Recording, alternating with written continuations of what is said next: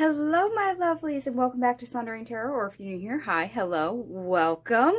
Today we're going to do VR to Lisa Papez. She did a Unfolding Path Tarot versus the Light Seers Tarot in a this or that video, which if I remember to, I will link that video in the description box down below. So we're going to basically let these two decks face off against each other. So ranking guidebooks, packaging, individual cards to see which one plays better. Lisa originally did that this or that video because she felt like maybe these decks do occupy the same space. I mean, they're both modern decks. The Unfolding Path Tarot is currently an indie deck, but it's going mass market, I do believe, the beginning of August of 2023. And the Light Seers was originally also an indie deck, and it has already gone mass market. I have the mass market version. However, these two decks do not occupy the same space for me. Not at all. They do not energetically feel the same. And if you've ever seen my the decks for the 5 elements video, which if I remember right, I'll link in the description box down below, you'll know that the Unfolding Path Tarot took the place of my Heaven and Earth Tarot as my top spiritual deck, and the Light Seers deck is my air element. So it feels very youthful and creative and colorful, and the Unfolding Path Tarot feels like mother energy to me. So they do not occupy the same space. However, we're gonna do, as they call, an unfair deck comparison, because that's exactly what this is, so it's gonna go in that tag as well. And we're gonna face these decks against each other, and I will probably do this exactly like Lisa did, and do 3 piles for each deck, a no, a draw, and a yes for each deck. So I will have several piles going on, and then we will compare at the end. So let's go ahead and jump right in here. As far as packaging goes, I do love the lovely foiling on the Unfolding Path Tarot, this indie version. I love the design, and I'm a sucker for silver, especially silver on black, because I prefer silver over gold. However, we have this nice colorful box that is decorative all the way around, whereas the Unfolding Path Tarot is pretty plain, and as you can see is very oversized. The Light Seers is a 2-piece box. The guidebook's in the bottom. The Unfolding Path Tarot has this awkward piece of foam in it. So getting the deck out and then not losing cards underneath is a pain. So when it comes to packaging, I'm going to give it to the Light Seers Tarot right off the bat. So let's go ahead and get both of these decks out of here. And guidebooks. This is going to be a very quick one because the Unfolding Path Tarot has this little sheet and it goes through the majors. And we do have on the other side the minors. It folds all the way out, and you get just 4 or 5 keywords, and up to like 8 for the majors for each, for upright and reverse, whereas the Light Seers, just like the indie version, does give you the upright and reverse and a total description for every single card of the deck. So when it comes to guidebooks, Light Seers takes it. I'm going to go ahead and get these boxes out of here. Now, backings. I have to say, I'm really picky when it comes to symmetrical and not symmetrical. Both of these are actually symmetrical. You can't tell if either backing is upright or in the reverse, which I will go ahead. And at this point, I'm going to zoom us in here, folks. So sorry for making you fly, but probably look a little weird if I did it too fast. The Light Seers is fairly simple. Mandalas, you know, symmetrical design. spiritual geometry present, yes. Very nice. I love the colors on the dark background. However, the light Seers loses to the Unfolding Path Tarot. I love these backings. And if you've ever watched any of my VRs to Anti-Case Tarot with the deconstructing my tarot collection, I do the backings and majors, minors, and then all the suits, as well as aces. If I remember right, I'll link that down below. I do cover favorite backings, and this is actually one of the favorite backings that I have out of my entire deck collection. I love the use of the moon and the flowers, and yes, it's symmetrical. You can't tell if the card's upright or reverse. It's very pretty, and I'm happy to say that they will be using the exact same card backings in the mass market stock as they have in the indie version. I was worried that that was one of the things they were going to change, and apparently not, which is fabulous.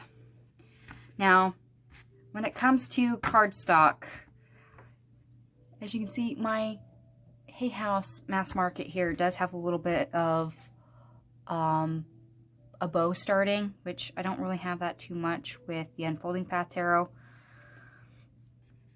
Unfolding Path Tarot has a little bit more of a gloss on cardstock for paper, whereas this feels stiffer. This feels more bendy. This feels more soft for the Unfolding Path Tarot. As far as cardstock currently, what I'm favoring is the cardstock for the Unfolding Path Tarot. So it wins for cardstock. Alright. And hopefully you can see my little stacks here without too much of a glare. I'm going to zoom this in, hopefully just a little bit closer without a glare. And we're going to go through these cards one by one, and I'm going to pick my favorites as far as which ones I like better. And you know what, I think I'm going to grab a pen just to use in place of a wand or a pointer, because Lisa had to use one to point out details, and I think I'll probably end up using it too. Okay, the Fool. You see spiritual geometry. And this pool, cliffside, she's leaning out. It's kind of like a trust fall. She's holding an amethyst crystal. I do like the trust fall, that take a leap of faith, but I do love the youthfulness of this Fool over here with the Unfolding Path Tarot, with all the butterflies and flowers. So there's beauty, naivety, transformation, there's growth that can be had. And I'm going to go ahead and give it to the Unfolding Path Tarot for the Fool. So that's a yes for that one, and a no for the Light Seers. Okay, now, believe it or not, the Magicians are pretty close. You do see this wave of energy going through the hands. The infinity symbols are present. You see this going throughout both cards. The Light Seers Tarot does have the elements represented in these streams of energy right here. The Unfolding Path Tarot, you do see some sigils. Looks like Norse sigils in the background as well, and then the elements are behind our Magician.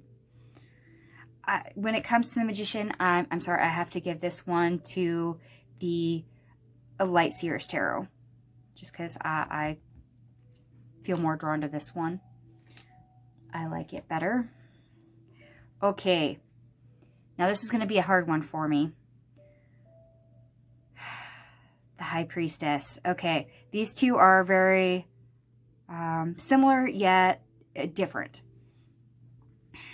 We have runes in the background. We see these downloads happening into the crown chakra. We see the crescent moon. We see the third eye highlighted.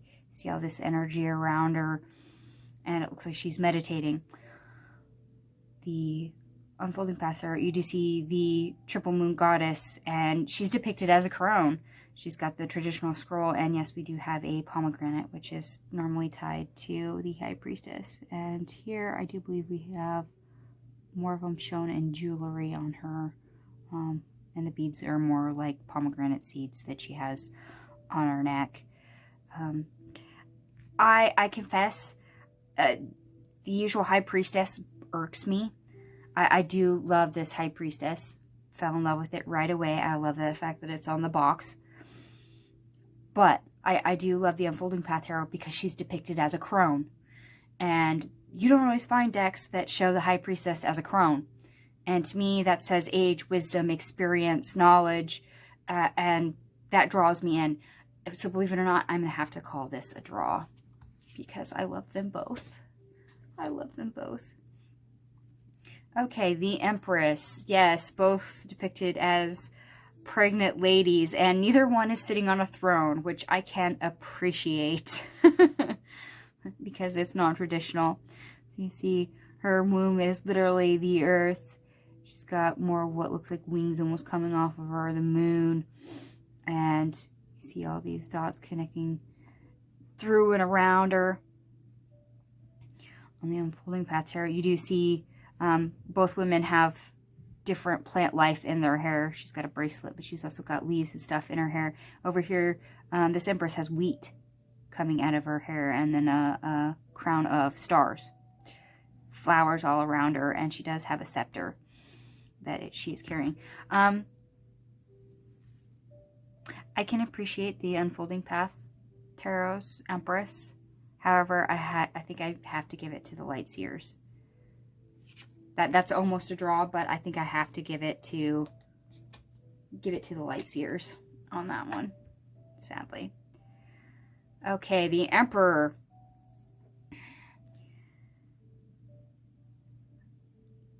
All right.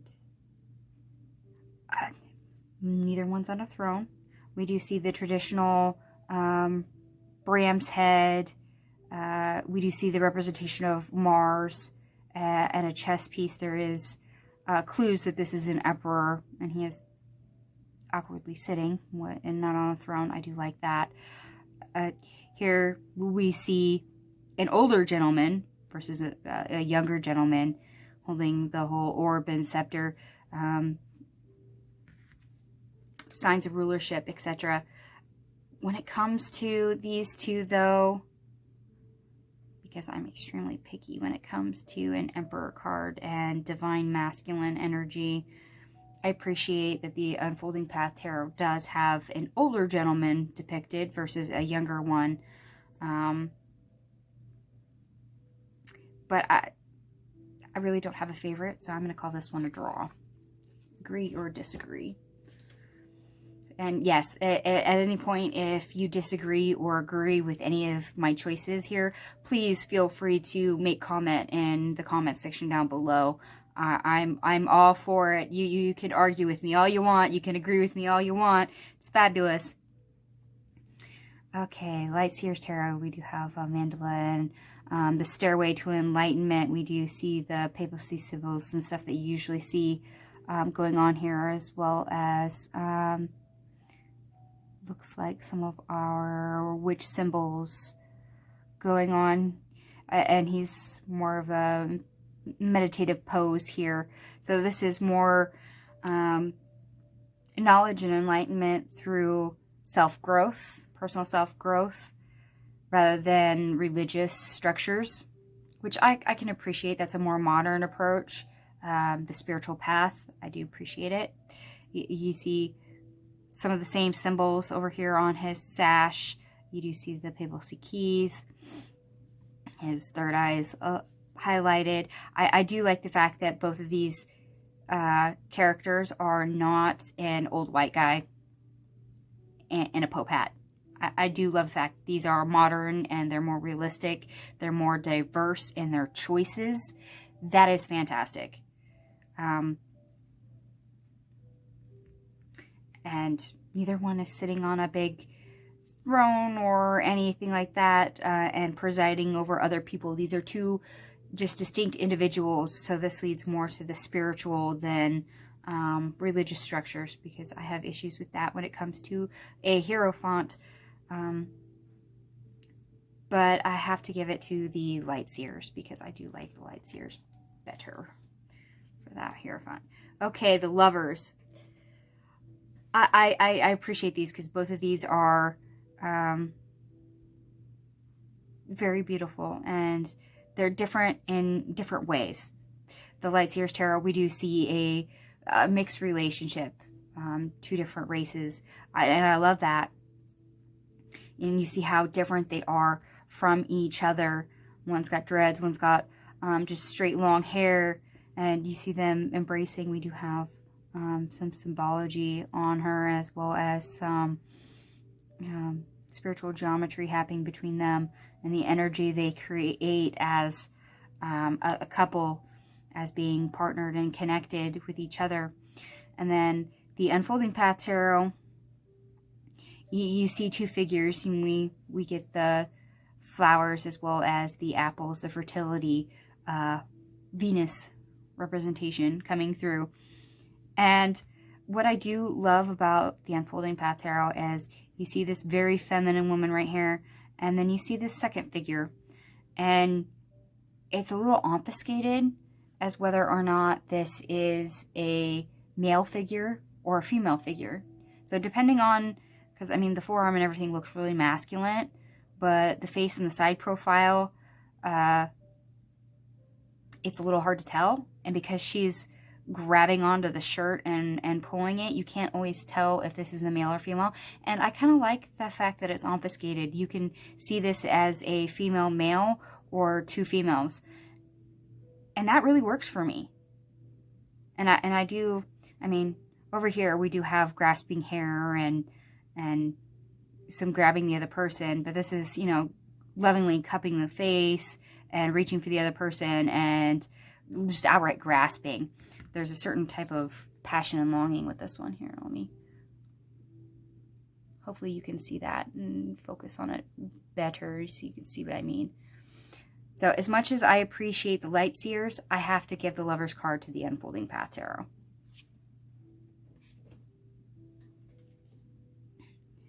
Okay, and on to the Chariot. I kind of like the stagecoach idea, and you don't see any reins on these horses. You get the one black, one white, and he's just along for the ride. And it's not, I like the perspective that this is like they're going past you rather than them coming straight towards you. So there's a different angle here that's being shown, and I do like the depiction of that as, you know, something's going by you rather than just coming straight towards you. It reads a little bit different. And then there is this lovely white Siberian tiger over here with this chariot from the Unfolding Path Tarot with all these stars. So you do get the canopy of stars reference. And instead of having two beasts, one black, one white, you get the black and the white and the one beast. And you know what?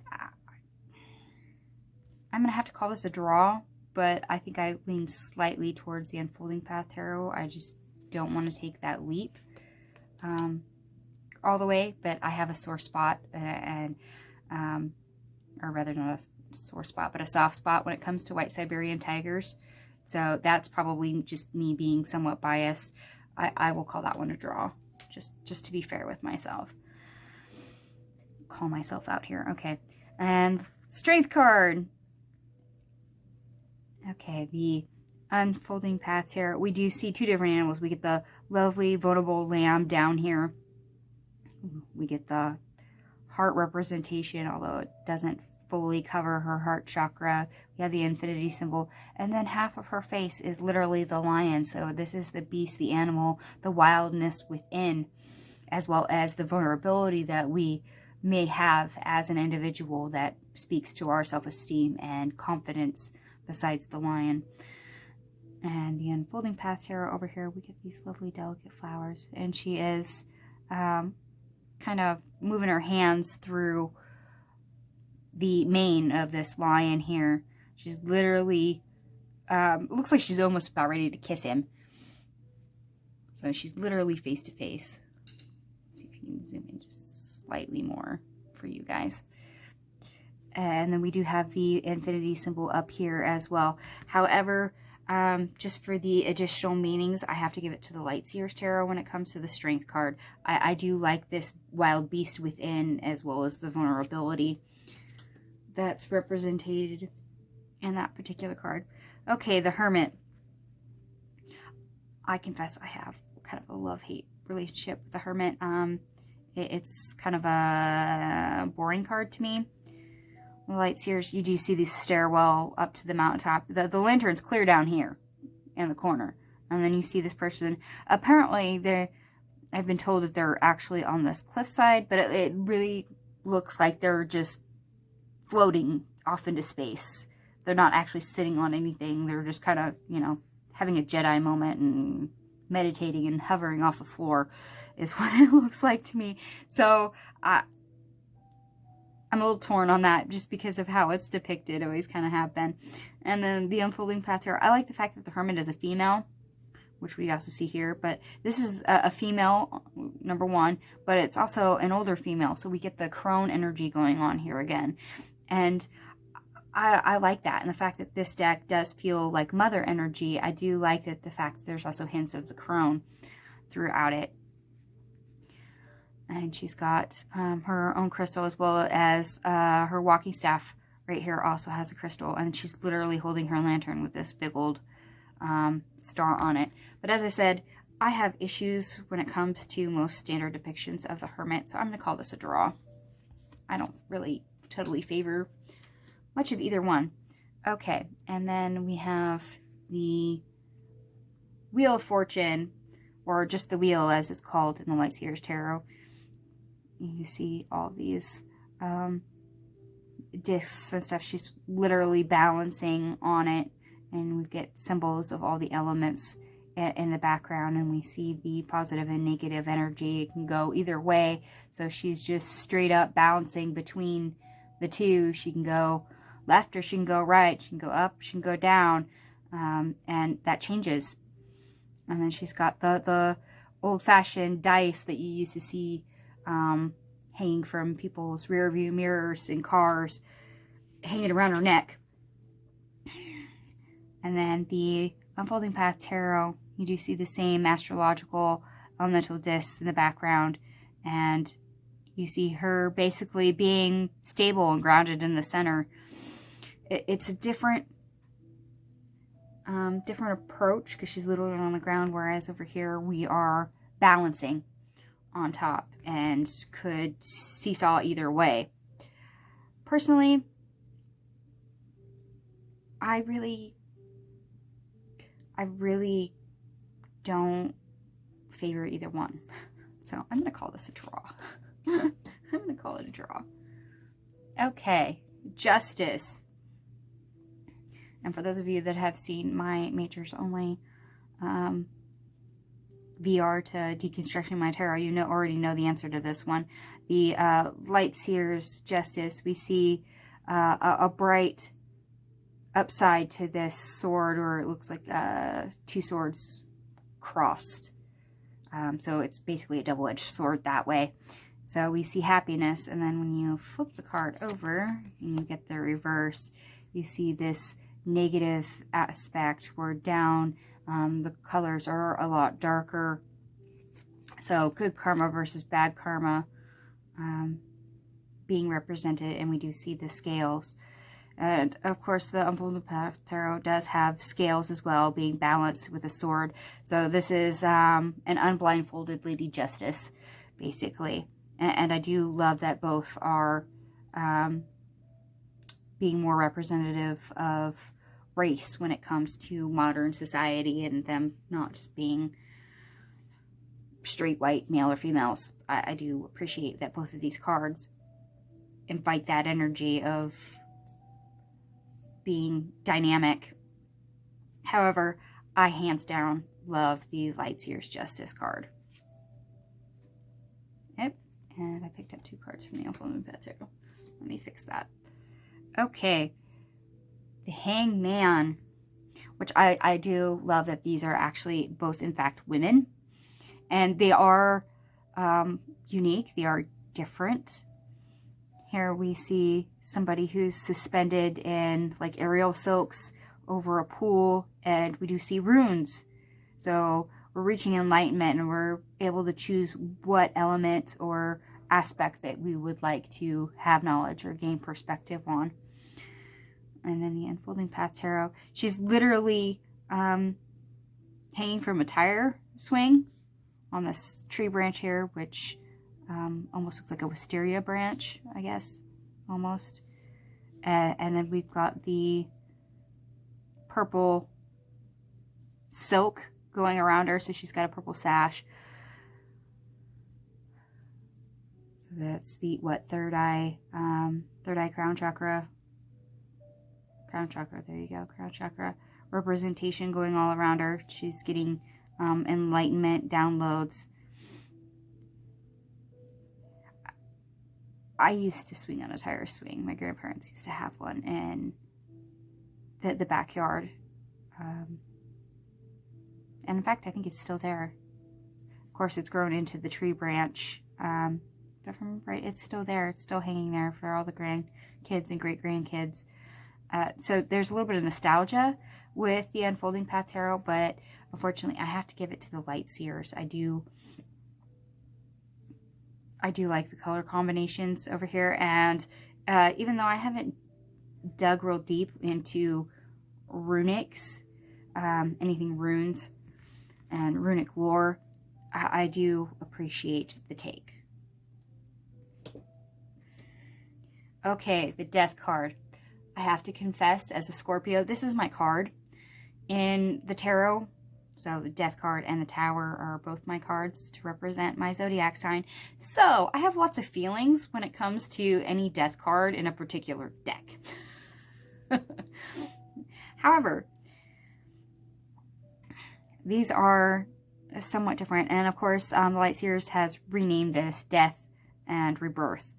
And you see the infinity symbol in between, which does speak very much of Scorpio, life, death, and rebirth. It's a repeated cycle that we go through. So I appreciate the renaming. This makes perfect 100% sense to me. I do love the fact that we got this cloaked figure with a scythe. So we do get the Grim Reaper, but inside his cowl, instead of it being pitch black and like a gaping black hole, an abyss of darkness, we see this own little universe in it. And that's a creative take, and kudos to Chris Ann. I like that. And then the Unfolding Path Tarot, we do see two sides of the proverbial coin. We see life and we see death. So we see life and its unending changes, and then we see the final change, which is death. And there's a symmetry to this card, which I totally appreciate the depiction. So you have the yin and the yang present. I actually like both of these death cards. I really do. They're they're presented different than a lot of other decks. So I do have the appreciation there, the likeness for it, as it's not the traditional RWS approach. However, I do like the Light Seers slightly more, so it wins. Okay, Temperance.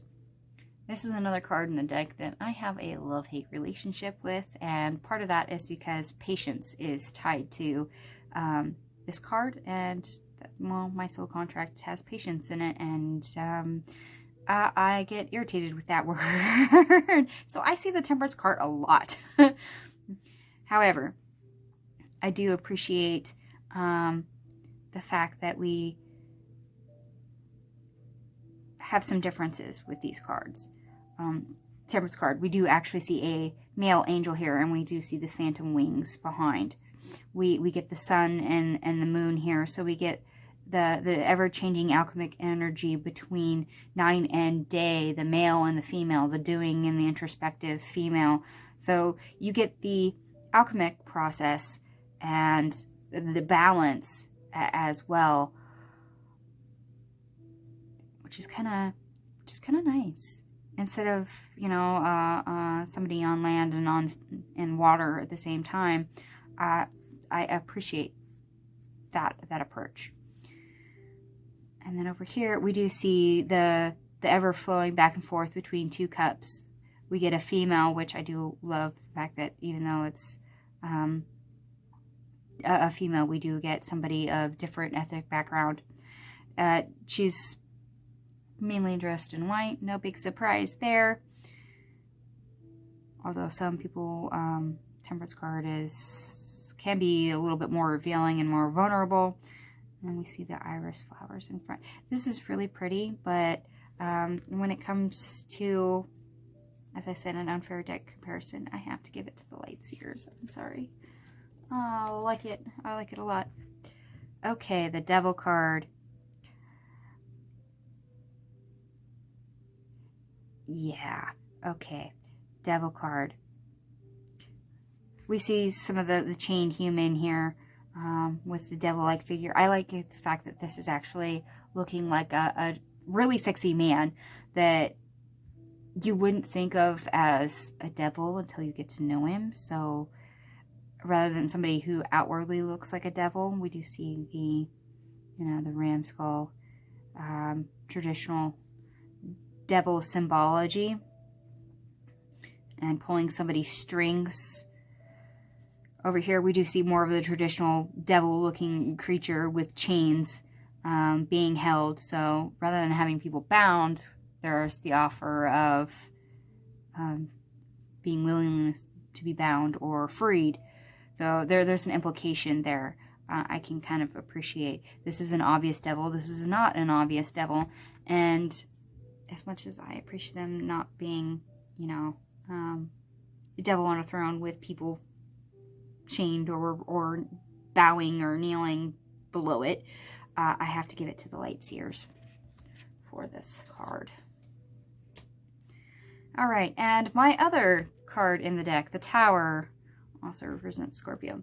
The light seers, we do see a den basically here.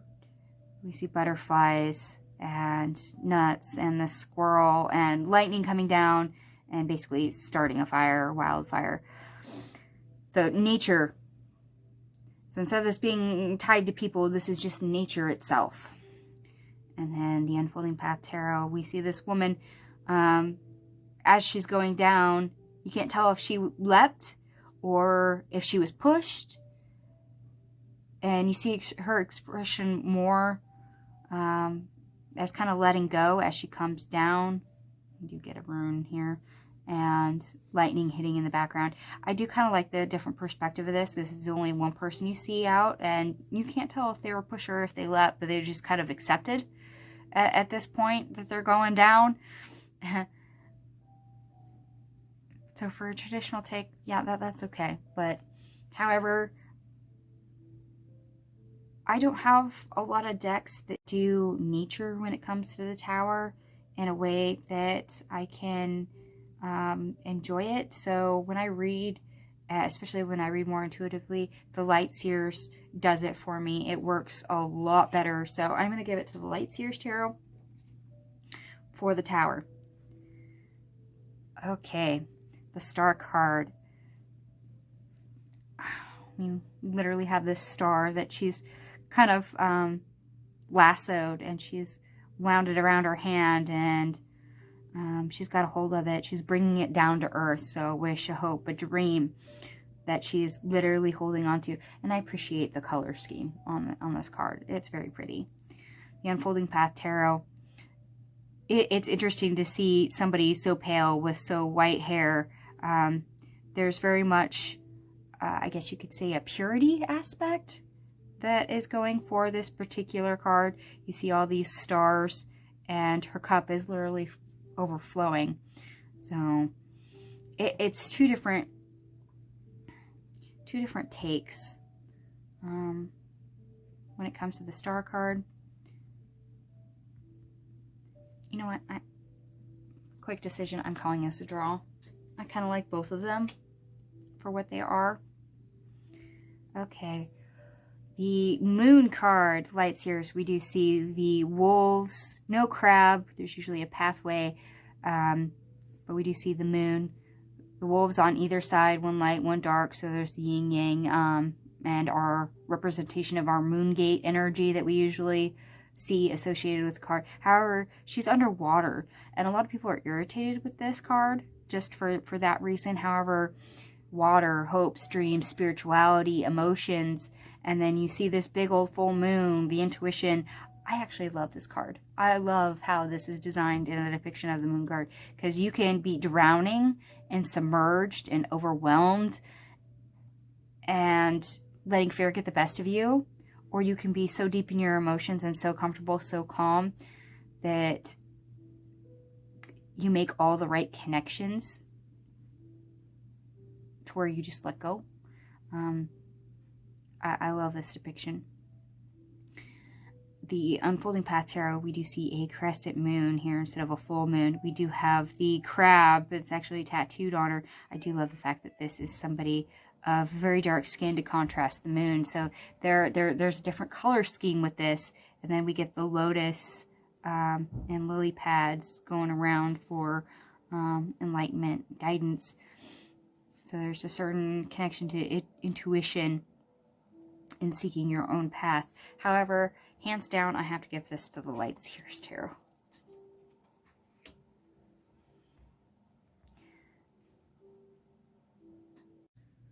All right, and moving right on along, we are now to the Sun card. I love the fact that the Light Seers is all these bright colors. You literally see every single color of the chakras in this card. And you do see runes built in. There's one right here on her skirt. And then you see this kind of mandala that's made out of the sun with all these chakra colors and the energy coming down. This is literally somebody frolicking through the fields, barefoot. So you see all this grounding and earthing energy, being carefree and joyful and just enjoying summer. Which, to me, if the Sun card doesn't say summer, then something's probably wrong. The Unfolding Path Tarot. As always, we have the traditional sunflowers, and he's got some in his hair. He looks so happy. And I apologize for my dog. Okay, sorry. I had to pause temporarily. My dog was going nuts. Hopefully he'll quiet down now. I do love the fact that we have the red sash. We usually see like a red sash or blanket with a naked baby on a white horse, you know, riding through a field of sunflowers. So there's a lot of that symbology here. We see the white shirt instead of the white horse. We see the sun in the background, the red sash, the sunflowers. A lot of the symbology is here. And I do like the different ethnic take on here. So instead of the naked white baby, we have this really dark-skinned man who's... Here, let me just actually pick up this card and show you his expression. This is one of the things I love about the Unfolding Path Tarot, is all the expressions on their faces. This is fabulous. He looks so stinking happy. However, I do like the Light Seers Tarot better, so I'm going to give it to the Light Seers Tarot. That was actually almost a drop, but I do like the Light Seers a little bit more. Okay, Judgment. This is one of those traditional RWS cards that I dislike. Okay. The Light Seers Tarot over here. We do see somebody who is kind of, I guess you could say, praying, meditating, asking for confidence. And then you see their higher self right here. So instead of angels being present and being called, trumpets blowing, we see somebody's higher self. And you could say they're either escaping or connecting, depending on which way you see this higher self, either going up or coming down. And I like that take. Over here with Judgment, you do see more of an angel-like figure with odd-colored eyes, the third eye chakra highlighted. You see all these feathers coming out. This speaks more of angel energy to me. However, I don't always associate the Judgment card with strictly angel energy, and for that reason, because we have the higher self depicted here in the Light Seers, I have to give it to the Light Seers. And if you haven't already figured out, I've already predicted that the Light Seers will probably win hands down against the Unfolding Path Tarot. Like I said, this is an unfair deck comparison, so we'll see at the very end. But that was my prediction. I'm sorry if I didn't tell you earlier. Okay, the World. Okay, we get the Ouroboros, the snake-like eating its tail, and the chakra colors going around. We get the sacred geometry going all the way around. So different elements, sacred represented as sacred geometry. Let me put my tongue back in my mouth. Sacred geometry representing the elements all the way around. And this is another card again. You can see all the different chakras, not only in the outline she's in, but kind of also in her dress and in the background. I do love the fact that so much of the chakra system, and even though I'm not so much into sacred geometry, there's runic representation and things throughout the Light Seers Tarot. It's fabulous. And then here we do see this woman in a wreath of flowers, very typical. I do love the fact that this is a very curvy body woman, and she does. She looks so sexy with this pose right here in this slit dress. That's awesome. Holding a wand. You do see one symbol from each element, including my own. There's Scorpio up there. And that's fabulous. I do love the fact that this deck does different body representation as well as different ethnic and gender representation. That is one of the plus sizes of getting the Unfolding Path Tarot over, say, traditional RWS clone. There is a lot of pluses to that aspect if you are looking for it. However, I'm going to give it to the Light Seers. I'm going to give it to the Light Seers. I really am. Okay, Ace of Cups. Well, cups are my element. I'm a water sign, so sorry, I'm going to probably be a little biased when it comes to this suit. Just as a forewarning.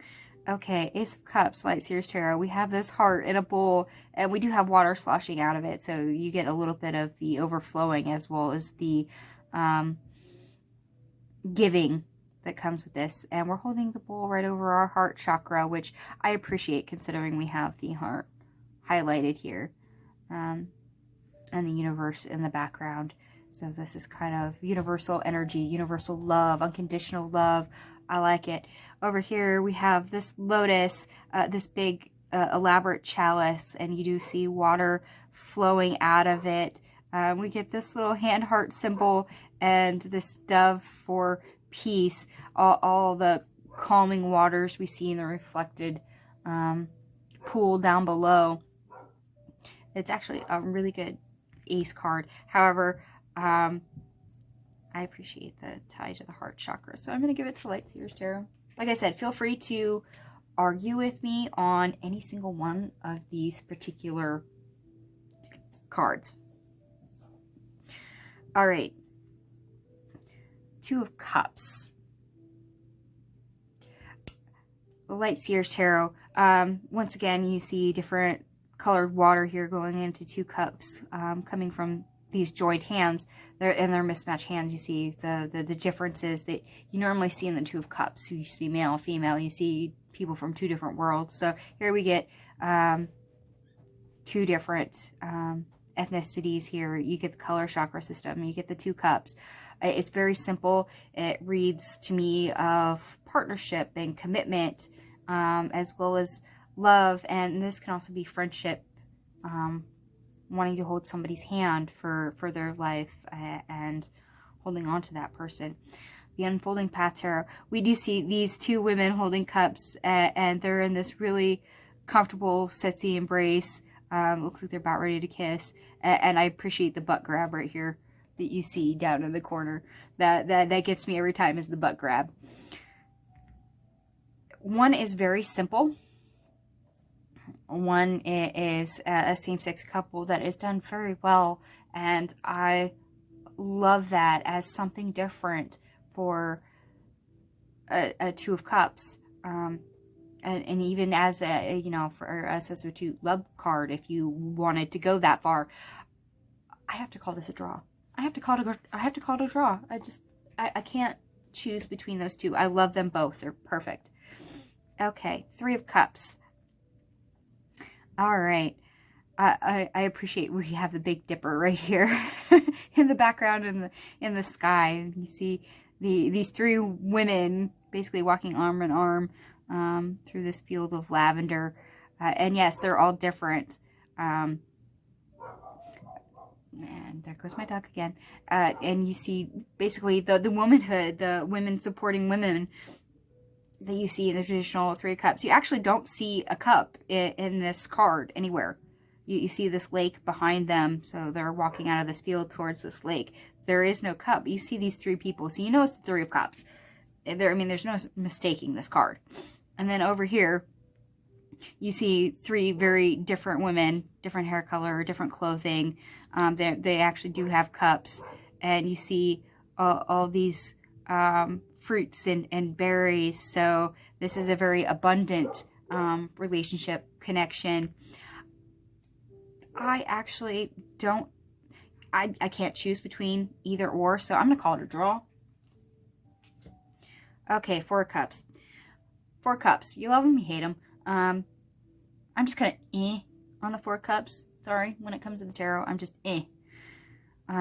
Light Seer's Tarot. I love the fact that we have four different cups. They're not all the same depicted here. You see this normal background and this bored expression. The Light Seers did a good job on giving just the, I'm bored. I'm relaxed. What do I want to do? I don't know.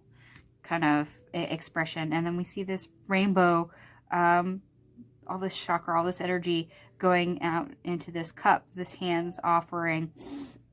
And then over here on the Unfolding Path Tarot, we see the more traditional, somebody sulking underneath a tree, with three cups, although two of these are knocked over, one is not, and then this hand offering this fourth cup with all this stuff in it. There's energy and stuff coming from this cup, but he's facing the other way. I like the fact that this is an older gentleman and not a young person depicted, so that is a little bit different. However, this is very much an RWS clone, and I don't really care for it. This is more nature related, and it's more bright for a Four of Cups. And when it comes to boring cards, if I can get to like it, I tend to really gravitate towards it. And I love the use of the chakra system and all the colors in this Four of Cups. So Light Seers gets it hands down. Okay, Five of Cups. Also not one of my favorite cards in the tarot. A lot of us don't really care for it. We do see one cup getting drained out, three are abandoned, and then we have this one fabulous cup behind her that, you know, she's not paying attention to because she's draining all her energy down with her sorrows to pay attention to it. And then you've got over here this person who looks like they've got tear tracks going down their face. They're grieving. We've got three spilled cups. One must have wine coming out of it, and then two cups behind her that she's ignoring. Traditional RWS. I don't really care for either one to say that I like it, so it's a draw. Six of Cups. This is a unique approach for the Six of Cups. You see this little boy and his puppy, and as we go through each cup, which are all different, I love it. A lot of color usage. We see him all grown up with his older dog. So they both grow together.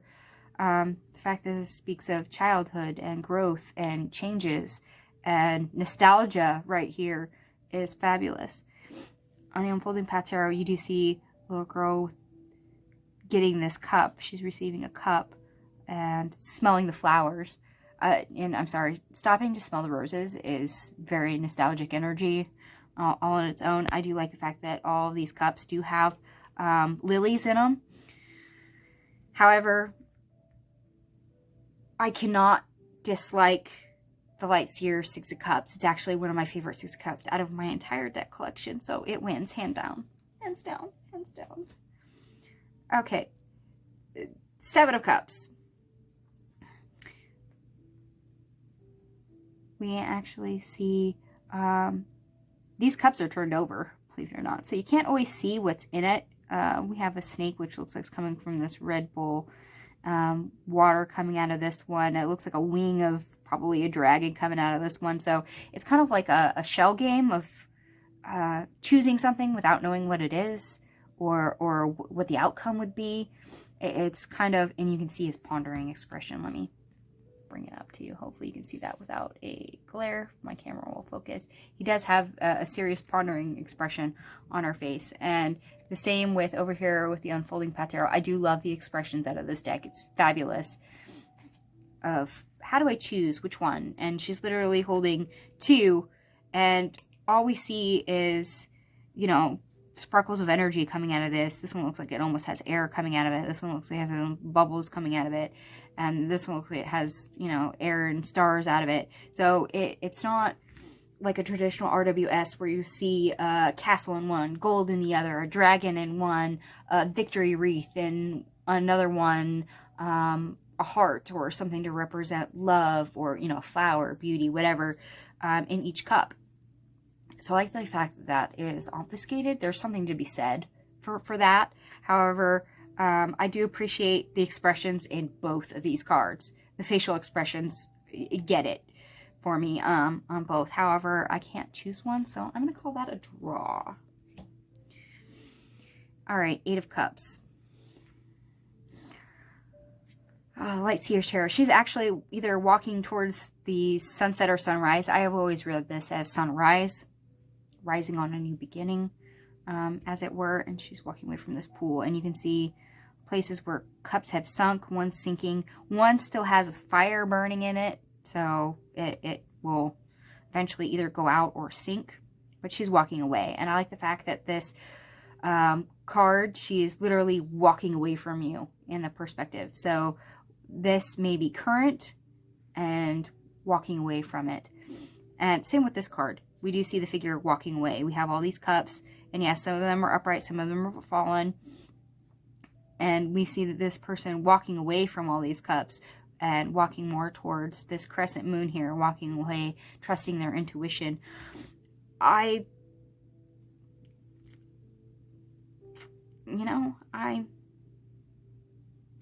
They both kind of read the same to me. I'm going to call it a draw.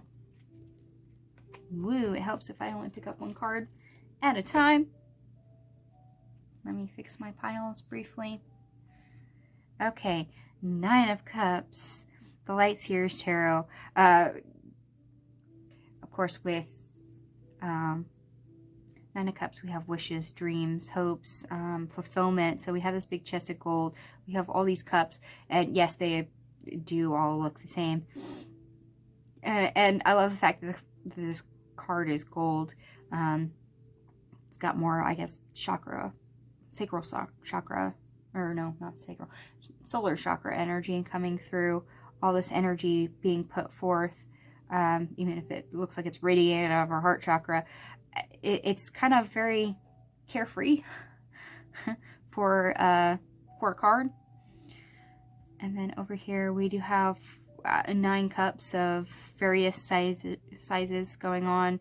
And she's just opening her arms to it, being blessed with whatever, being happy with whatever there is. I mean, you could say she's definitely happy. I mean, she's literally leaping for joy.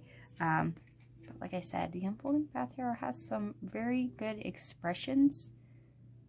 They're very well drawn. I kind of like the coloring on the Light Seer Tarot a little bit more, but I'm going to go ahead and call this a draw.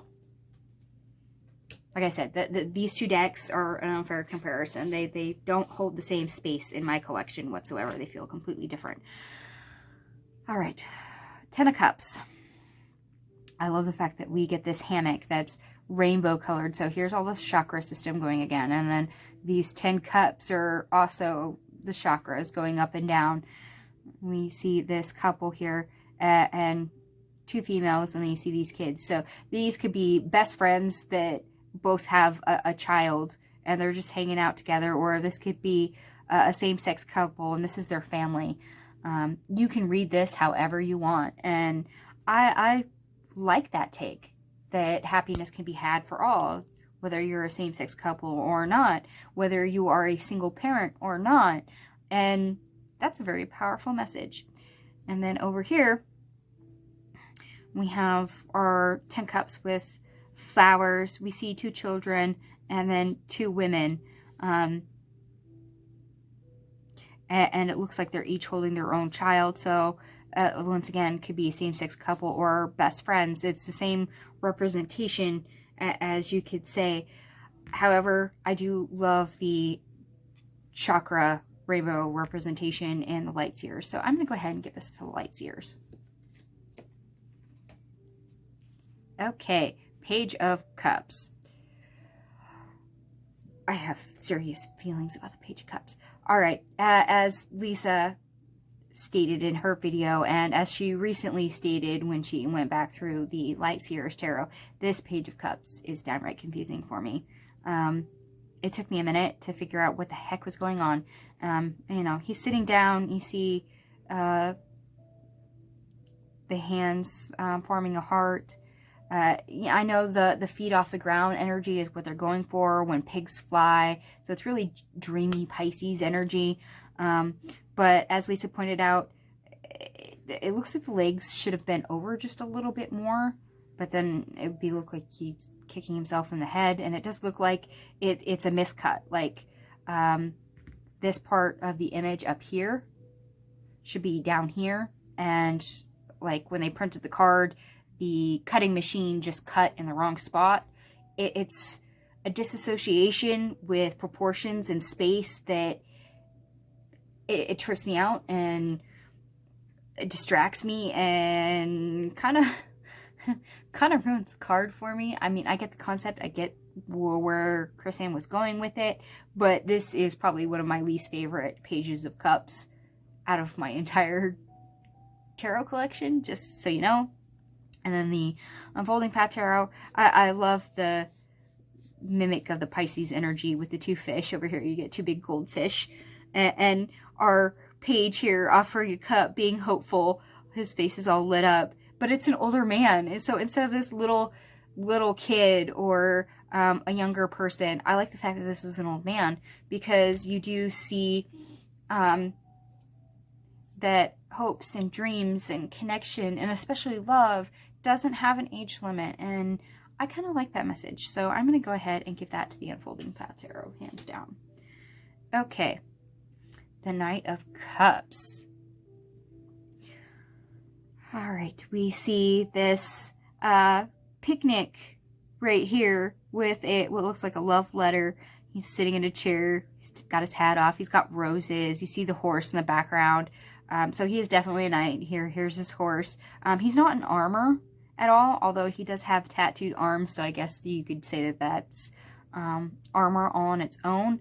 However, he does have the sleeve pushed up, so scarring armor throughout life experience, yes, but also because the sleeve is rolled up, he's being vulnerable at the same time. And he does have little wings on his shoes. So I guess that is his movement, because he's not actually on the horse. So even though the Knight of Cups is usually trained to cross the river and does have more movement than the Knight of Pentacles, he's not on his horse, but he does have movement represented. The Knight of Cups over here, we do have him offering a cup, a sincere smile on his face. He does have what looks like a helmet with wings kind of mimicked in the background here, which I don't know if you can see that. It's very faint. If I can get my camera to focus. It's just like right here. So it's kind of mimicked in the background. He does have a fish that's usually in the cup on his shirt, as well as, you know, Aquarius water sign symbol on his forearm. And he's got his hand over his heart. to either protect his heart or offer his heart, you know, make feelings and whatnot. However, when it comes to the romance that's usually Romeo associated with the Knight of Cups, I have to give it to the Light Seer's Tarot, because that's definitely depicted there. Okay, Queen of Cups. I resonate with the Queen of Cups quite a lot, so I'm going to be biased on this one. Just FYI, like I said, Cups is my suit. Let me see this Queen of Cups. She is actually submerged, half submerged in water, and she's got this peaceful, surrendering expression, and she does have a crown, but it's a water crown, and it's above her head. You see all this energy coming out of her, and her cup. And it's actually not an embellished cup. It's a standard cup that you see throughout the deck, which is great. You do see a fish. It looks to be a fish behind her. So there is life that is being represented as well. I kind of like the half submerged part, because this is the woman that can control her emotions, but also absorb and experience the emotions of others and heal herself at the same time. So that is fabulous. Over here, I do love the body diversity. And she's in a fancy chair, yes, but it's not a throne. She doesn't have an over-embellished cup, but we do see the flower in her cup, which is a theme throughout the deck. You do see a little bit of scale tattooing on her ankles. So there's the ocean representation, as well as the shells on her chair, the little embellishments. But I'm never one for really a lot of thrones. So I have to give this to the Light Seer's Tarot for the Queen of Cups. Alright, and the King of Cups. So we have an older gentleman. He's literally sitting in shallow water. You can see the water comes up partially to his foot. His bowl is partly submerged. You see a starfish and a fish. And it looks like he's actually touching the rim of his cup, like you would a singing bowl. He's got a fish necklace on. He does have the water crown above his head, and this sailboat in the background of calmer shores. So very stable, very in his emotions as he's partially submerged, but calm, serene. And like I said, it looks almost like he's operating a singing bowl. So he's very in tune with his emotions once again.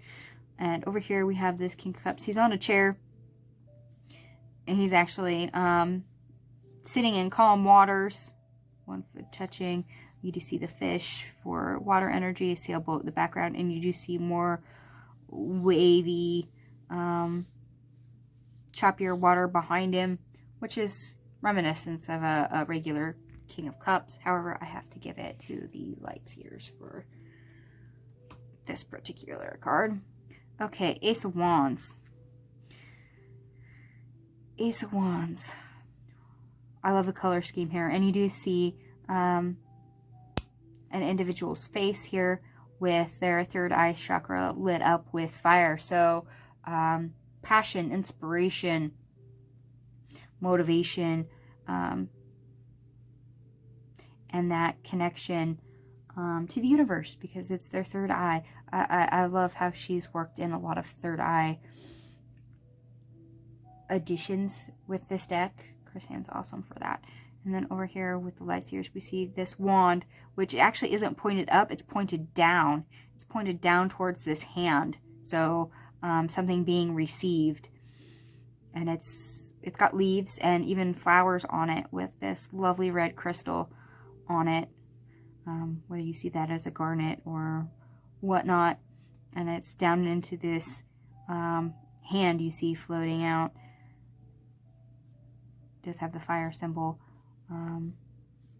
Rings on it, red nails, lots of red in the card. Sometimes I feel a little lost with the red, but I appreciate the creator's usage of a darker skinned person here to offset so much red, because they used red as a way to color code. As you probably noticed through the Unfolding Path Tarot for the Cup suit, the bluish teal background was used for cups, while red is used throughout the whole entire wand suit. But I'm going to go ahead and give this to the Light Seer's Tarot. If I can pick up just one card, that would be great. Okay, let me fix my piles. The Two of Wands. Okay, Light Seers, we do see somebody looking out, but instead of over the ocean or over a city wall, cliffside, etc., they've got a hold of one wand, one's waiting there, and they're looking out bay windows. So modern setting, whether you're in the country, city, whatever, they're looking out. You see the world, which is usually in somebody's palm of the hand, and then we see this lovely Volkswagen with a surfboard. So travel, there's implied travel here, but it's not the traditional pose of somebody holding the world in their hands, holding on to one wand behind them, looking out. I don't mind this card for a modern take. And then over here, we do see somebody who looks like they're on top of something, whether this is a bench or a rooftop. They're holding on to one wand, another one's behind them, and you see all these lovely flowers. And yes, they do have the world in their hands. I don't particularly lean towards either one, so I'm going to call it a draw. Okay, the Three of Wands. Light Seer Tarot. I like the fact that she changed the wand for this, because it actually opens up into more of a, I guess, a torch. Or at least that's what it's depicted to look at. It looks a little bit more tribal than some of the other cards you're going to see in the suit. And she's not even touching any of the wands. She's got a surfboard. She's looking out over the ocean. She's ready to go. And the Unfolding Path Tarot, we literally see somebody with 3 wands. She's got one in one hand, one in the other, and then she's got one in her back pocket. And we're on a boat. We're actually sailing. We're sailing off into the sunset, and you see the wheel here showing that she is on the sailboat.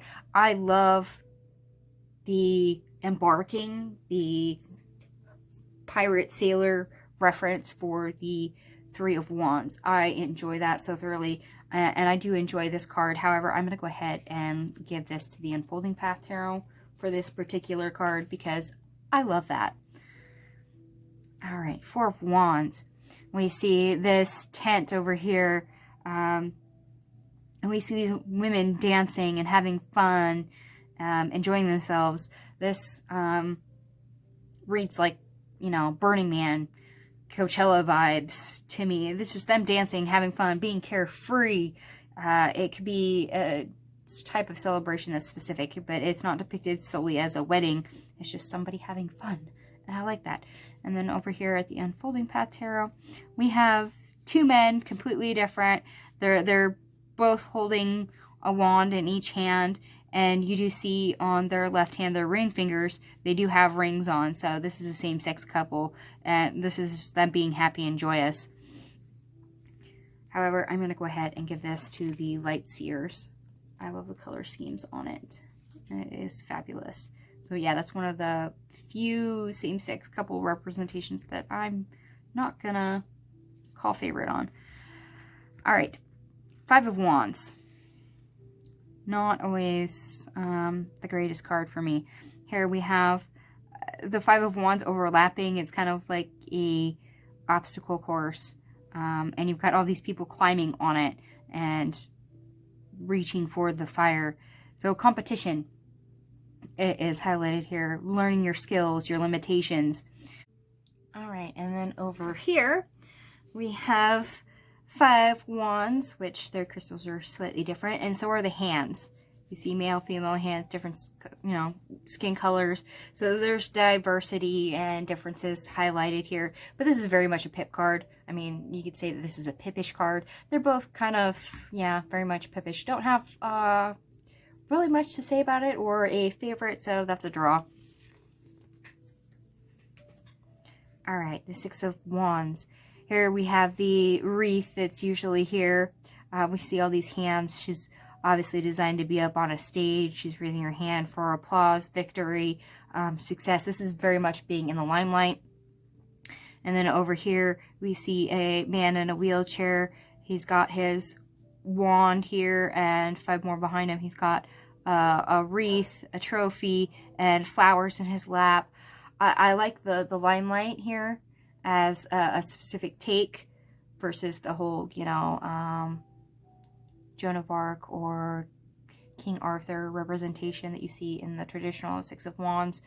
And I do like the disability and triumph that you see in this particular Six of Wands. You know what? I'm going to call it a draw.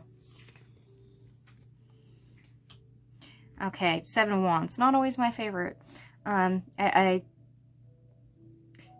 see this as defensive barriers, you know, protecting your aura. She's at peace. She's grounded. She's stable. And yes, you see her own personal space, her own personal bubble, defending against all these wands. And then here you see a traditional pose, somebody standing off against other wands. Granted, they have more than one wand. They're actually holding two wands versus the one. So that's a little bit different, and they're attacking. This is more Pipish to me than this. I actually like this as boundaries and being defensive, holding your own power, protecting your aura. I'm going to go ahead and give it to the Light Seers for this one. Okay, Eight of Wands. Okay, Light Seers. We have all these wands of different colors, and instead of them sailing by like you see in this card, they're actually coming to a head. So this could be sending something out or sending something away. Either or, you don't know if these wands are coming or going, but they meet up at a point, or they're expelling from a point. I actually kind of like that as a different perspective, a different take on the approach of the Eight of Wands. Here you see eight wands sailing by, and this gentleman is basically surfing on one. Pipish. They're both Pipish. I do appreciate the color scheme in the Light Seers Tarot, and the wands are different colors. Here you see a little bit variance of the crystals on the wands. But I'm going to call it a draw. Yeah.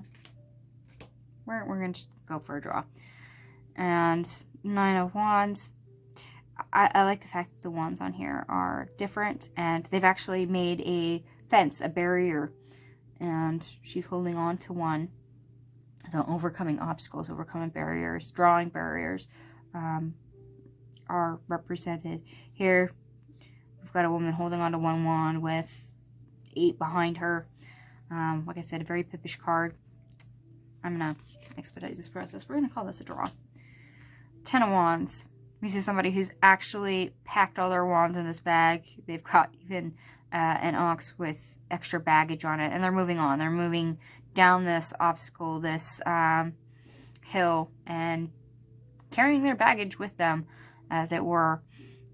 And then over here with the Unfolding Path Tarot, we see all these wands in a bag, and she's struggling to get them up the stairs towards the door, towards home. So if you're like me and you're like buying groceries, you get the mentality of, hey, I'm going to see if I can get all these in one trip, from the car to inside the house, because, you know, the fewest trips as possible. And you struggle with that. That is such a modern concept, but it's represented here. However, Ten of Wands is not my favorite card. I'm going to go ahead and call this a draw. Page of Wands. We see this woman, she's literally leaping or dancing. See this wand, she looks like she's leaping to catch it, and the lizards that are famous for the wand suit are all over her pants. Very colorful, very energetic person. Over here we have somebody holding on to flowers in their belt. Looks like a dress, but to me it looks more like a robe, and they're holding on to a wand. I'm going to go ahead and give this to the Light Seers Tarot. Okay, Knight of Wands. Another knight, not on their horse. In fact, she's over here, and I like the fact that it's a female, not a male, but we're banging on a drum. So, marching to the beat of your own drum. I actually like that message for the Light Seers Tarot. And I know there's actually another deck that does show a male as the Knight of Wands, and he's literally drumming on a drum. He's a drummer man, dressed all in uniform and whatnot. So I like the fact that there's more of the indie modern festive vibe with this one represented. Here we see somebody sprinting, the lizards on their shoe, and, you know, their clothes are billowing, and they've got a wand that they're carrying. Unfortunately, I'm going to give this the light Seers. I like the more colorful aspect. All right, Queen of Wands. We see all these candles circling her. She's on a pillow or like a fuzzy bean bag. She's got her black cat. She's in a, you know, sitting cross-legged. She's got energy coming out of her hands. We have fire represented on her earrings. She's holding on to a wand. This is pretty much self-empowerment, and I do love the chakra colors chosen. Here we see a Queen of Wands. At least she looks like she's in a prom dress. She's on a big throne with lions. She's got the cat in her lap. Cat's cute. Sunflowers and stuff on the wand. However, I have to give it to the light Seers for this one. Okay, King of Wands. A lot of traditional pose here. An older gentleman, he is carrying a wand. His crown's actually on the wand, so his wand's still on fire, but it's a crown. We have a lion in the background. We have a lizard on his shirt, fire symbol as his necklace, and it looks like we do have the lion also on his arm. And then over here we see also an older gentleman holding a wand. He's on a throne, lizards on the back, and then we see lion on either side of the armrest. I have no real definite feelings towards either one. I'm going to call it a draw. Okay, Ace of Pentacles. We're going to start the Pentacle suit. And once again, the color theme is going to change over here. I do love the fact that we have a pentacle that is more decorative, that it's not necessarily a coin, but we see roots coming out of it, so it's something planted, something that can grow. And I do love the fact that we have hands that really look like hands, because those aren't always easy to draw, let alone draw close up. I appreciate that. And here we have hands with rings and nails, and then we have the elemental symbol for earth on the wrists. We have flowers surrounding this pretty gold pentacle. It's very well done. I actually like it, but you know what? I'm gonna call it a draw. Because I do appreciate both of them. Okay, Two of Pentacles. We have what looks to be bags as representing pentacles, and they're on opposite directions, so we're juggling. So instead of them being up in the air, they're actually tied to her and her choices that she can weigh on each hand.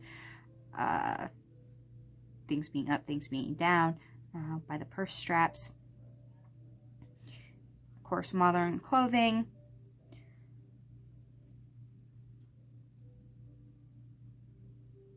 And I suppose you could see light and dark. Darker one's heavier, lighter one is actually lighter. Here we see more of the traditional. We see a man in a suit with a top hat, two pentacles above his hands, juggling with an infinity symbol in between. I'm sorry, with the top hat and the suit on this. Here, I'm going to hold it up a little bit closer so you can see it. This reminds me so much of kind of the Louisiana Bayou witch, the voodoo priest. I probably blame the Frog and the Princess. You know, Princess Tatiana. If you've ever seen that particular movie, that's the vibes it gives me.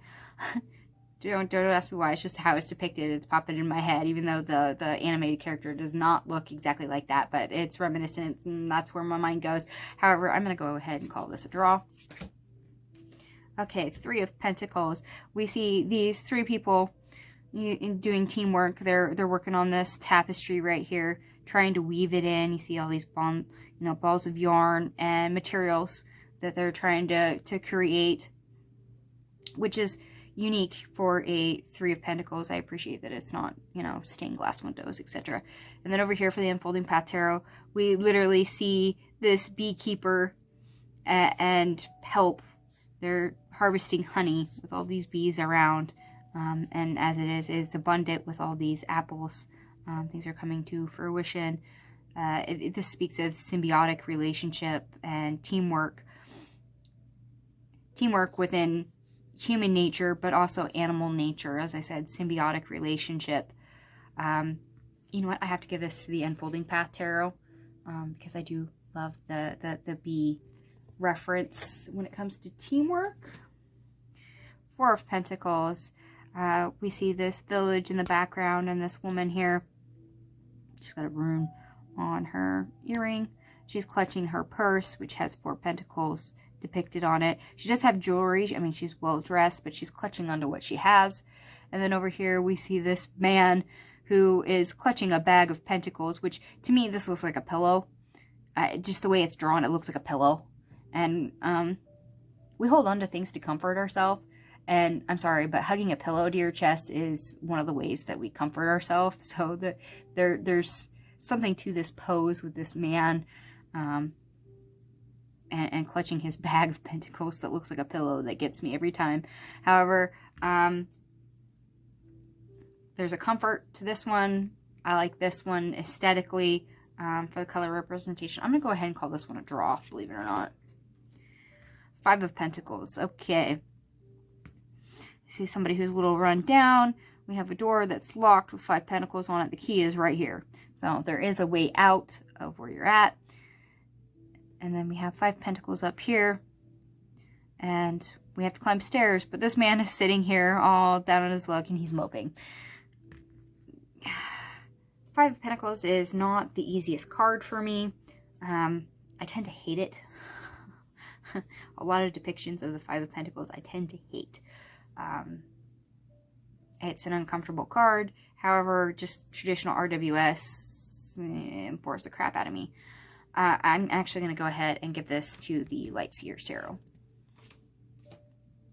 6 of Pentacles. Okay. Very colorful. We have 2 hands here. We have an infinity symbol going between them. We have all these pentacles, and they're all different. I love it. And none of them are really touching this palm. This top hand does have one that they're holding on to, but it's hard to tell if they're picking it up from the hand on the bottom and pulling it upwards, or if they're bringing it downwards to this hand at the bottom. So this infinite giving and receiving, you can take this either way, as them taking this pentacle or giving this pentacle, and I like that. Here we have a woman, which I love the body diversity, and then we have these hands over here. We have all these gifts and coins going around. So here's that giving and receiving. Gifts are for giving. Presents are also for receiving. So you see that reciprocal energy of back and forth, back and forth. But there's no clear sign of what's being given, because we have a pentacle over one hand, a gift over one hand, and we have all these floating of who's giving and who's receiving. So there's that same reciprocal energy. However, I think the Light Seers depicts it a little bit more, so I'm going to give it to the Light Seers. All right, 7 of Pentacles. We see this man going ahead and giving energy and nourishment to this plant, and 7 pentacles in the roots. So things that have been planted by this man, things that he's put energy into, are going to show rewards. Now, the pentacles are underneath the earth in the roots, and I like the fact that he can't see them, because that means you can only see surface stuff. You can't always see what's going on in the background or underneath. There's always going to be certain things that are hidden from you that will eventually show results, but you always have a limited scope. It's basically where you put your energy is where you're going to reap rewards. I like that. And then here we have these sunflowers with pentacles in them. We have this woman who's gardening. She's got a watering can, and in her hand is this little sapling, this seed. So she's planted something. She's watering it. She's helping it grow. And she's already done that previously with the sunflowers in the background. So both gardening references, which is fabulous. I appreciate it quite a lot. But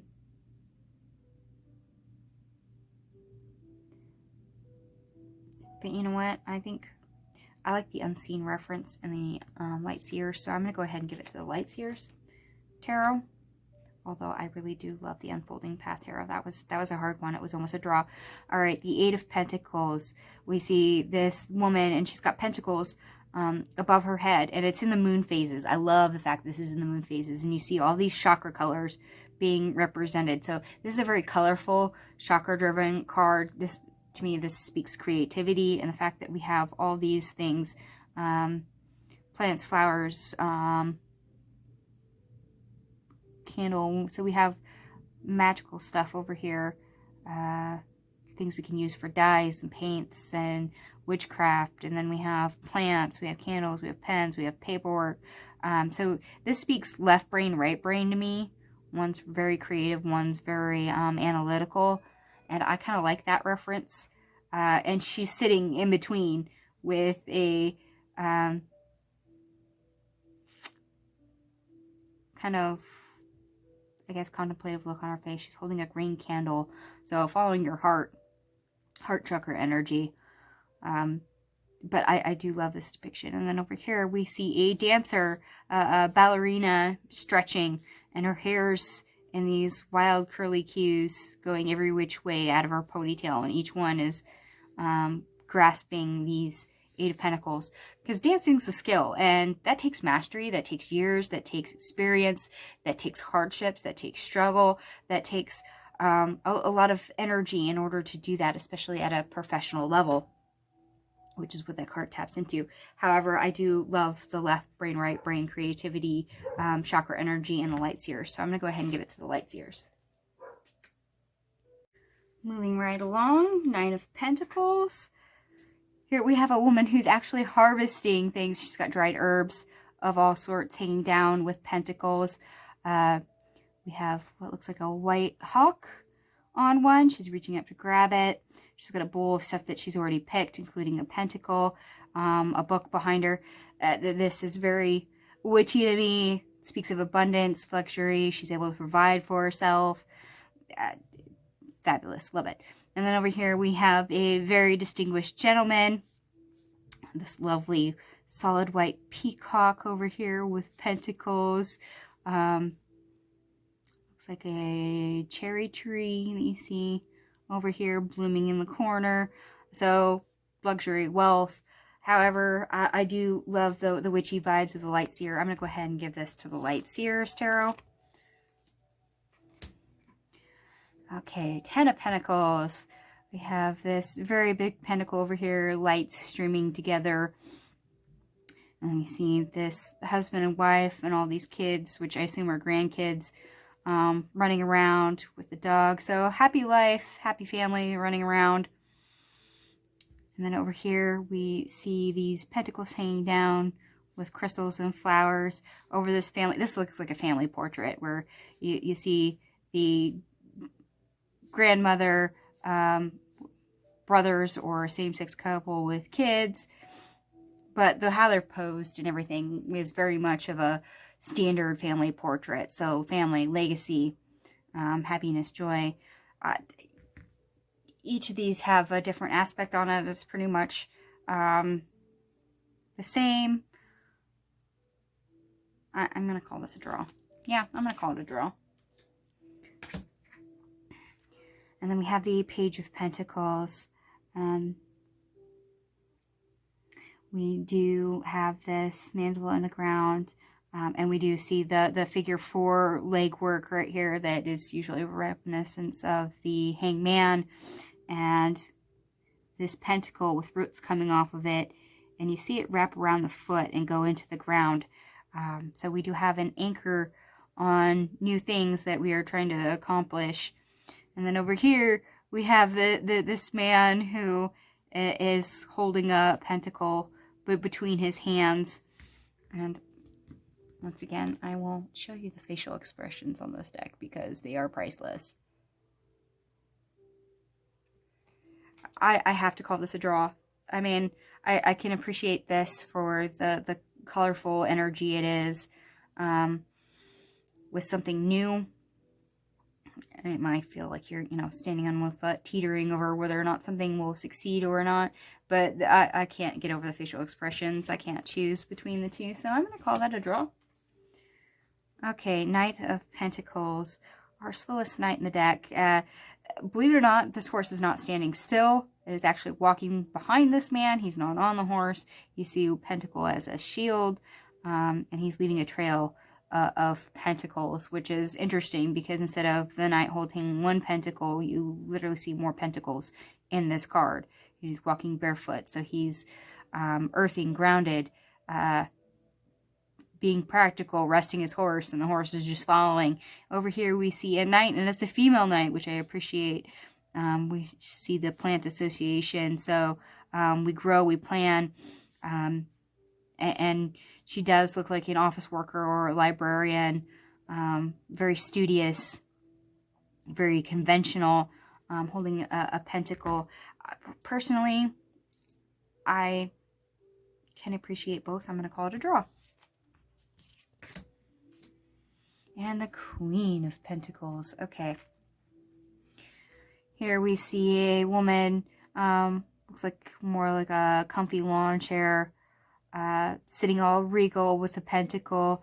She's got her own little, I guess you could say, built-in crown, almost resembling horns with the branches and the leaves. Luxurious, wearing jewelry underneath this tree. She's very connected to nature, beauty, and she looks so serene.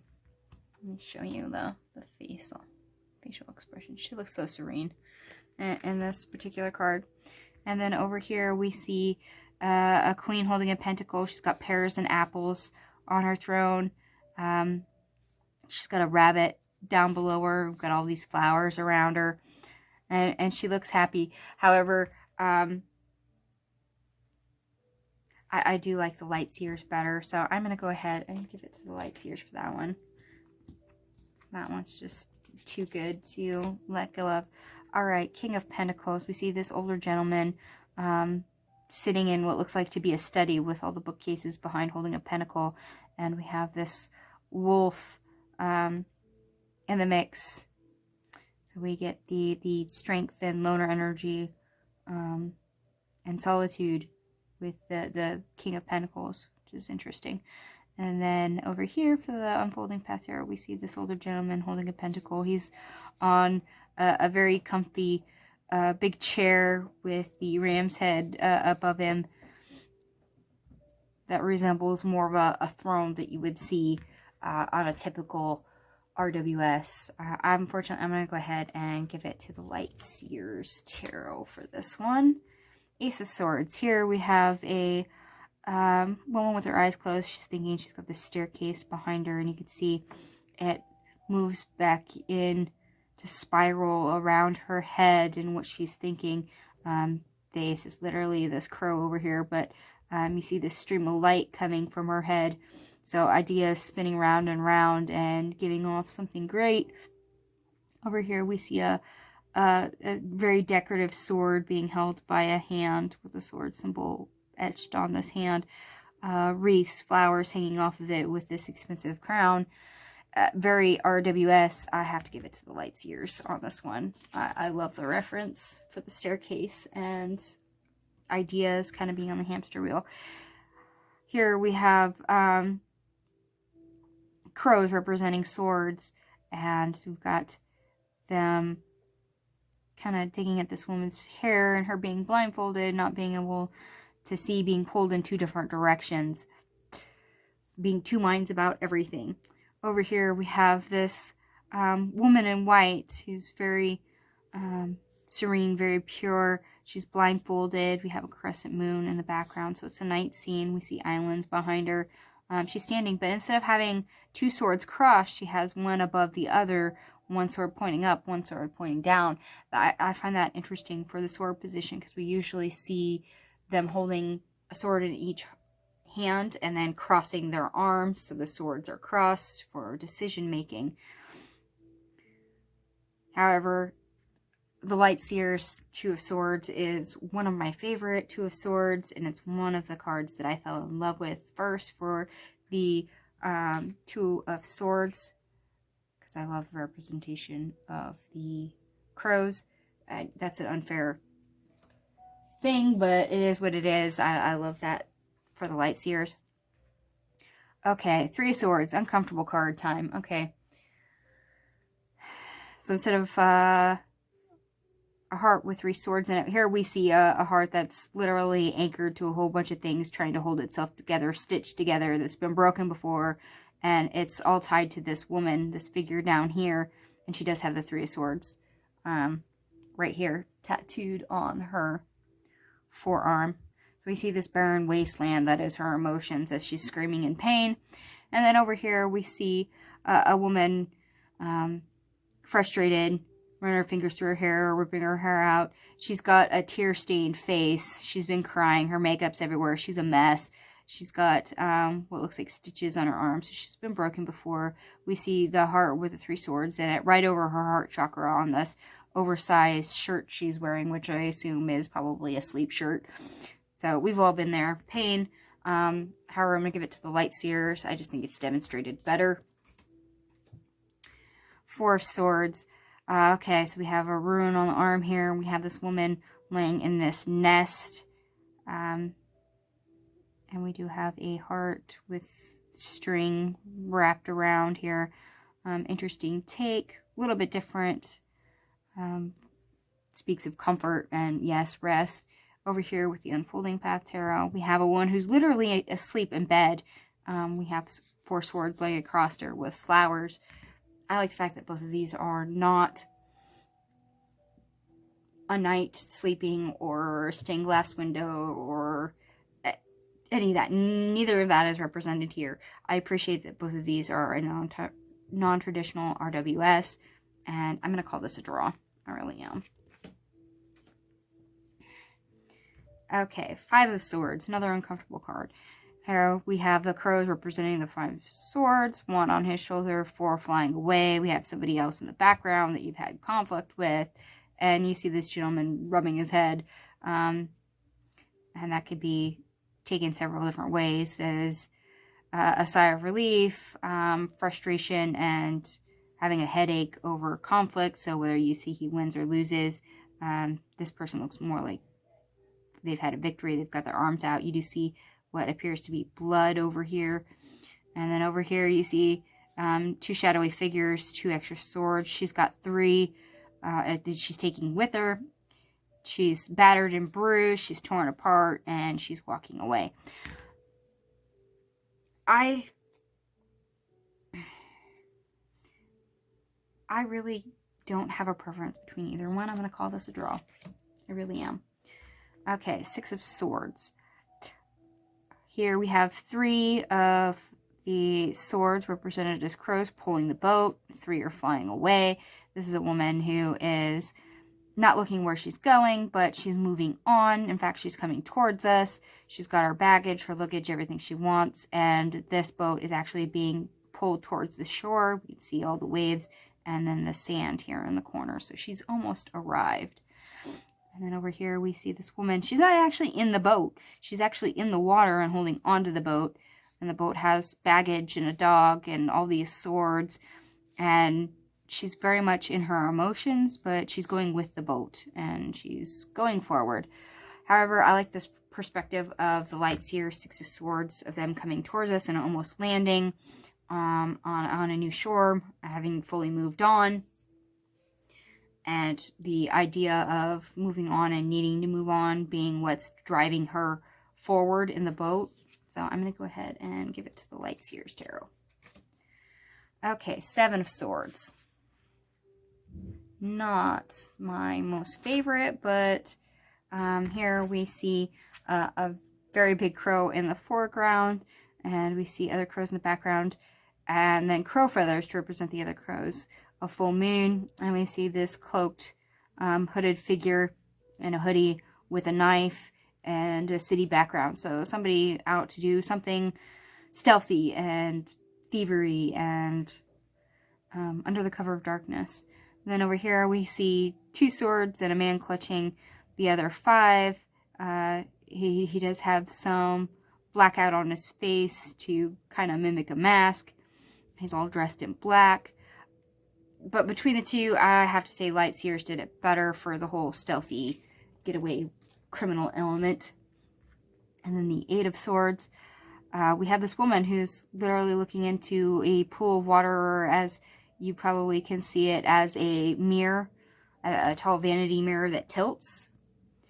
And what she sees is crows have wrapped string around her hands and around her body, and she's blindfolded, she's stuck. But it's only how she perceives herself.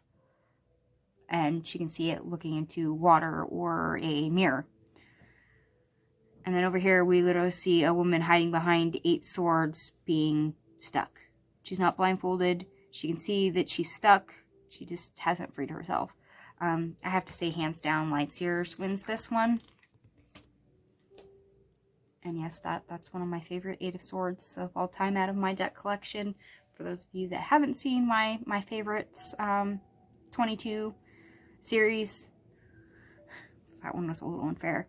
And then here, the 9 of Swords, we have a mimic of a headboard. This woman in front of it with a pillow, even though there's a nature background, and her crying. So we have a whole bunch of crows, and then one that is white. So bad dreams, bad thoughts, but it isn't all bad. There's always something positive.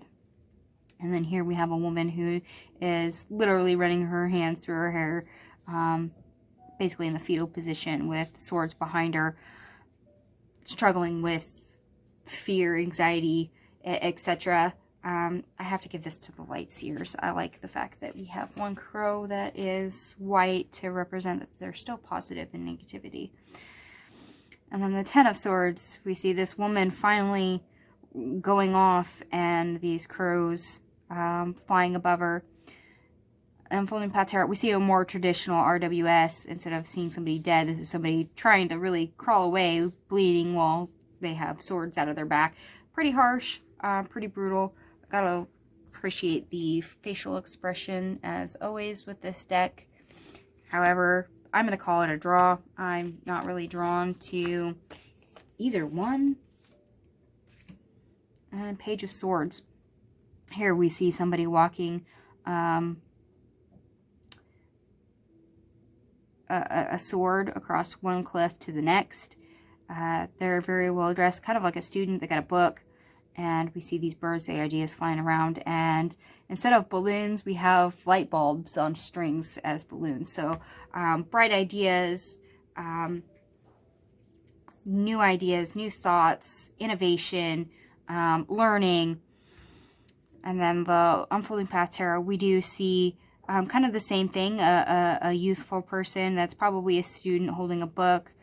They have their own sword for ideas as well as birds. It's kind of the same thing. I do, however, like the artistic approach of the Light Seers better, so it's going to win on this case. And then the Knight of Swords. Okay, modern approach here. Instead of a horse, we have a motorcycle on this particular deck, and we see the knight with a crossbow on his back running towards his ride, which is a motorcycle, and for a sword we have the crow flying above him, leading the way. So ideas, thoughts, movement here is represented. And then here on the Unfolding Path Tarot, we do have a young gentleman holding a sword. You see clouds and things in the background to represent air. He's very well dressed, but what kills me on this card is his facial expression. He is so flirty and charming, and the author did such a good job with the facial expressions. Getting the facial expressions is everything, especially this card. He is very much depiction of his characteristic of being flirty and charming. That I love it. I can appreciate a modern approach with this. I get it. However, I'm going to call it a draw on this one. Okay, Queens of Swords. We're almost done because this video is long enough. Here we have a woman with a small crown. I'm not entirely sure what she is sitting on. I never really figured that out. And you see this cup that has bars in front of it. So emotions are not key here. And this looks like it's made out of stone, granite. So heart of stone. Emotions are walled off. And then she's got a katana, a sword. with the air symbol flying on this flag behind her. And you can see there's clouds, and in the background there is mountains. So she's high above the mountains. She's above the clouds, so she can think clearly. And then over here we have the traditional woman on a throne. I like the dress she's wearing. Very purple and very pretty, and throne's decorative. Has little butterflies on it. She's got a sword and a bird on her. I really am not drawn to either one, so we're going to call it a draw. And last but not least, our final card in the deck, we have the King of Swords. We have this very giant sword with a dragonfly and a crow on it. The air symbol in the background, we see a bat. He's got feathers on his wrists, an owl. And modern clothing, he does have kind of like partial armor or shoulder pads here that are feathers coming off of his vest, and he does have a sword. He is an older gentleman. I do like the fact that he's depicted that way with the white hair, even if it's a modern style.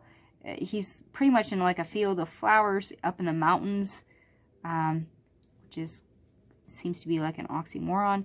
Over here we see an older gentleman in a business suit holding a sword. Very much a throne on him, and a hawk in the background.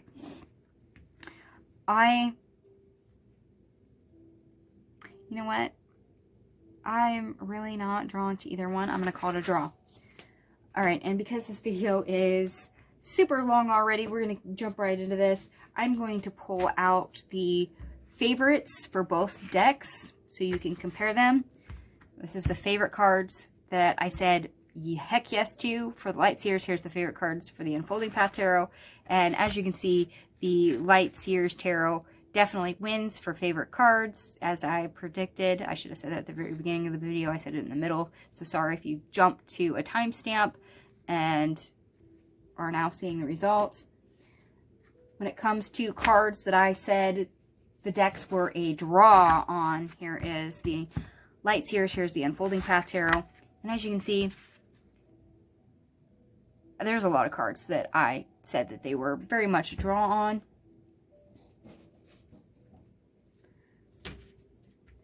And then when it comes to cards that both decks lost to, here's the Light Seer, here's the Unfolding Path Tarot, which is the opposite of the favorites. So yes, very much the Unfolding Path Tarot has lost to the Light Seers Tarot. But that is fine, because these decks do not hold the same energy to me. They do not serve the same thing in my collection. And as I've predicted, the Light Seers Tarot did win. As I said, this very much falls into the unfair deck comparison tag, hence why it is there. If you like this video, would you like me to do more of these type of comparisons, go ahead and let me know in the comments section down below. Hopefully I've linked Lisa's original video down below if you haven't seen that. And for those that wanted my decks for the 5 elements video, hopefully I've linked that down below as well. Feel free to watch it if you want to know more about the 2 decks that I've just done a comparison to, as well as the other 3 decks that represent my elements. And as always, thank you so much for watching. Feel free to like, share, and subscribe. Feel free to argue any of these cards for and against of what I've decided.